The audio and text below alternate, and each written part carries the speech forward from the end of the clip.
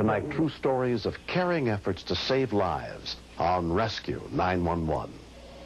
We begin on the morning of October 23rd, 1990, along a foggy stretch of highway near Russellville, Arkansas.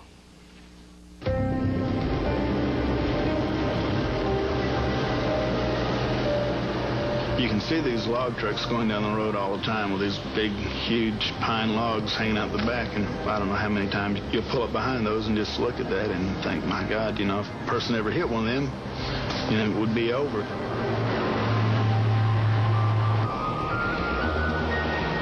Around 8 a.m., Sharon Murray was heading east down Highway 64.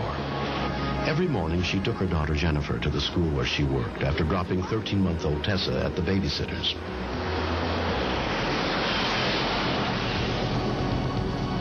Burl Williams was also driving east toward the bridge where Highway 64 crosses Lake Dardanelle. I was on my way to work. It was a pretty day. The standard fog coming off the water. Sun was real bright, just coming over the hill when you're looking to the east there.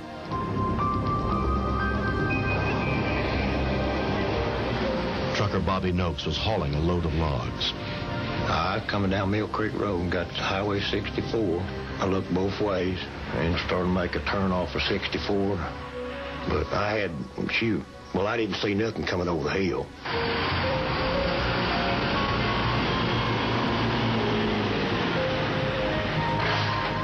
I done straightened out and started to pull out in my lane.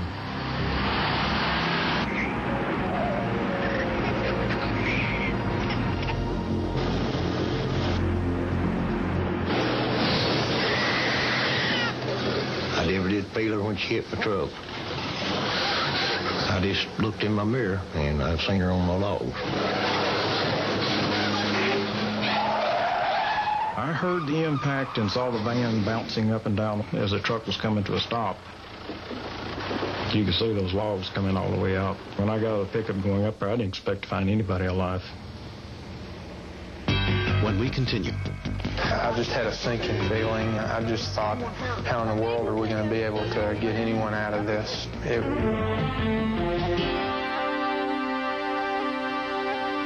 When the van carrying Sharon Murray and her two young daughters slammed into the back of the logging truck, several logs came crashing through her windshield. Passing motorist Burl Williams stopped to see if there was anything he could do for the accident victims. When Burl got to the van, Sharon was struggling to free herself. She kept saying, I've killed my baby or my baby's dead. So I started looking in the back, and there was one girl in the seat behind the driver's seat. I could make out the baby carriage, and then I could see the one arm, or part of an arm, sticking up. I felt frantic in being trapped and not being able just to get to my babies immediately. See if we can get the seat loose. These logs go all the way through the back of my van, and I know that my baby is right there in the path where these logs have gone. The logs were just on her, and I thought she was dead. Just down the road, Robert Hollyfield, a former EMT, was on his way to work. As I got closer and closer, the very first thing I saw was that it was a log truck. I had a friend that was killed by basically the same situation whenever I was in high school. I'm an emergency medical technician. Is everyone okay? Anyone hurt? My baby's in there. As I looked into the van, the real horror, began to stick in my throat. Has anyone called an ambulance yet? Make sure to tell them we need rescue. Polk County EMS and rescue units were dispatched to the scene. Get my baby out. I could see that she was still in danger with the logs laying on her, and these huge logs, they were supported by nothing except just her car seat. Tessa, honey. Tessa. My primary concern at that time was her breathing problems. The hip being twisted up and the seat literally caving in on top of the child seemed to be causing a problem. Just a minute. Looks like her hips are a little bit by this. And so I was really concerned about whether or not internal injuries were beginning to take their toll. As we came around the log truck, I just had a sinking feeling. I just thought, how in the world are we going to be able to get anyone out of this? It was an awesome sight. Paramedic Orman Peters took charge of the medical situation as soon as he arrived on the scene. Okay. Sharon and her older daughter were taken to an ambulance to be checked for injuries. She's been crying loudly, which has been a good thing. Good skin color, good respiration. The extrication attempt was under the supervision of EMT David Mall. We crushed the baby's lower extremities. My main stress came in from something shifting. I didn't want the baby to become injured or killed if anything shifted. 2 50-foot logs were resting directly on her car seat. Until we got her out, we really didn't know how serious her injuries were, and we didn't know if by lifting the pressure she would start bleeding internally or externally. Our top priority was to stabilize everything as best as possible, which included the van and the logs. Everybody's going to have to lift. The rescue workers anchored the ton of logs with chains staked into the ground. Glass up. I can't even slide my hand down in there, so we have zero tolerance. We had the 2 logs coming through the van, but they were only 2 of a truckload, and they were on the bottom of the load, and I knew that if we shifted the 2 logs, that it could potentially shift the whole load. Here we go. Go ahead. Okay, forward glass. We're going to put just enough pressure on those marlin to keep them from shifting inward. We're not going to try to pull them to the south at all. After stabilizing the van and the logs, we all had the same feeling that the best way to move the logs away from the infant was to lift them straight up with airbags. But the Polk County Rescue Unit had never used airbags in this way before. Okay, sir. Look, here's the dog. You see it? Here's a it was almost as if they were made for this rescue. Here you go. Here's your teddy bear. Can you hold on to that? And the beauty of it is that we had only had the rescue airbags just several months. Okay, red hose goes on bottom.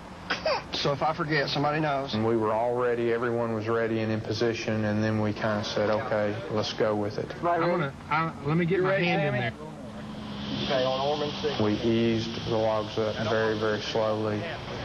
Okay. We were talking about moving those logs just millimeters at a time. How's the van, David? The van's doing fine. I had my hands around Tessa, and I was feeling all around, trying to see how much farther we needed to go to be able to bring her out. Okay, I'm feeling it. Stop. Okay, I think we can slide her out now. Okay. We need to make sure, Marlon, that we slide her out. Okay, we got somebody outside the hill out there. Okay. Yeah, be sure it's level of consciousness, sleep, not. All right, here we go. Just slide her up on the vacuum splint. There you go. Okay, good job. There we go. The rescuers extricated Tessa from under the crushing load of logs in less than 20 minutes. If a child is crying, that means that she's doing good. It's when she gets quiet and just lays there, that's when I worry. And the way her lungs were screaming, bellowing out, I knew that she had a lot of energy, and it was sweet music to my ears. Tessa had suffered no serious injuries. We were very lucky. One of those logs came so close to her, she had the slightest little skin place right on the top of her head. I mean, there was not a fraction of an inch difference to those logs, and she would not be with us. We wouldn't have our Tessa today. The whole Murray family is grateful that Tessa was saved. I was not 2 miles from my house when this happened. Had she not been in a car seat, in a very good car seat, she wouldn't be here today. Because she was contained in that car seat, it protected her from the logs. It caught the car seat, and she kind of rolled with the punches. After I found out that everyone was safe, that Tessa was okay, I guess I was probably about as happy a man as you've ever met. I feel happy because everybody was okay, and I love my family. I really appreciate the job that rescuers did and the care they took to get Tessa out. She's just her happy, cheerful little self every day, which we're all very thankful for.